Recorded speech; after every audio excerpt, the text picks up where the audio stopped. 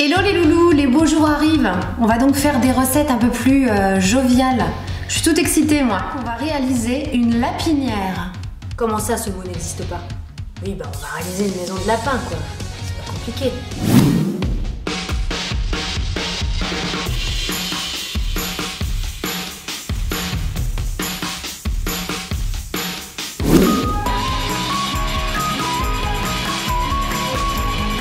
Et donc, pour réaliser cette jolie maison de lapin, en plus de votre pâte à biscuits, il vous faudra des colorants noirs et roses, des ustensiles, des petites billes argent colorées et mimosa, de la préparation glace royale, un cercle inox, des embauchoirs, de la pâte à sucre et les kits maison et pack de scrap cooking.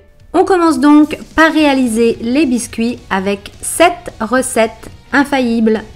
J'emporte-pièce, ici les petits lapins. Et la maison, toujours la même technique. Moi, c'est un kit maison de Noël, mais je l'utilise pour toutes mes constructions. Donc on utilise aussi celui-ci, c'est super pratique. Je commence par réaliser mes biscuits, j'étale ma pâte.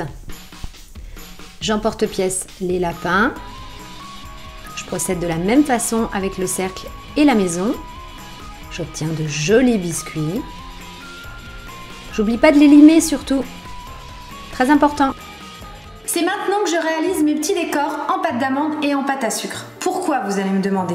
C'est pour avoir le temps de les mettre au four à 75 degrés pendant tout le reste de la préparation.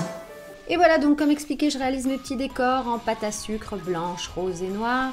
Des petites étoiles, des petits cœurs, des petites fleurs. Je fais même des assemblages pour obtenir des fleurs super jolies en ajoutant une petite bille argent au milieu. Trop mignon. Et j'obtiens tous ces jolis décors. Je dépose maintenant ma pâte d'amande sur mes biscuits.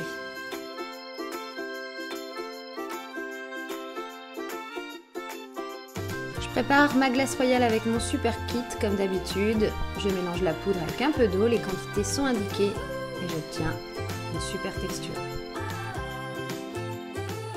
J'ai ajouté un petit peu de colorant rose. Et je commence à réaliser mes petits dessins.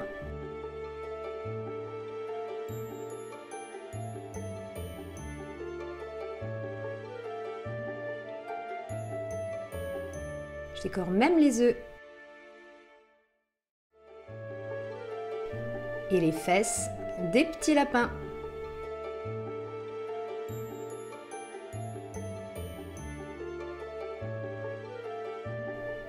Avec mes décors qui ont séché. J'ai ajouté également du colorant noir dans l'autre partie de ma glace royale. Je finalise les décors des façades de ma maison. Je fais aussi les yeux et les t-shirts de mes petits lapins. J'attaque maintenant la maçonnerie. C'est pas compliqué en soi. Faut juste pas se planter dans les mesures, dans le collage, que la maison elle tienne quoi. Je commence ma construction en posant le mur du fond sur ma base. Puis les murs des côtés. J'oublie pas de mettre de la glace royale sur les rebords de chaque partie.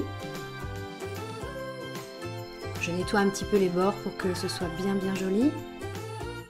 Je finis de la même façon en posant la façade avant.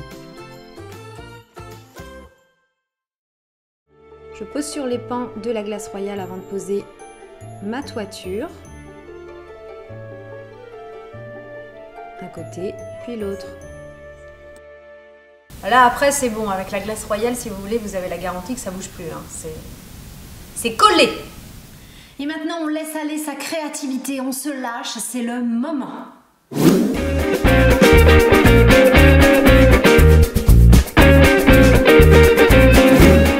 Avec l'emporte-pièce de la toiture, je réalise une petite dentelle, une bande de dentelle pour poser sur le haut de mon toit. C'est pour cacher les jointures.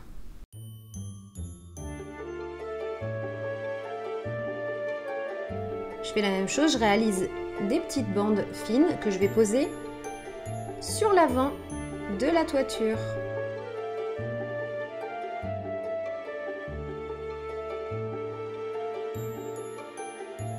Je mets même une petite fleur.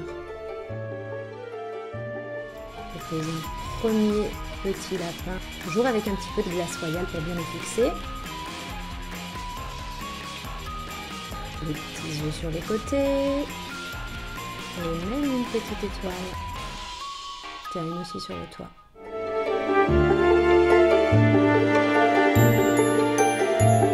Je finis en posant des petites billes argent et des petites billes mimosa.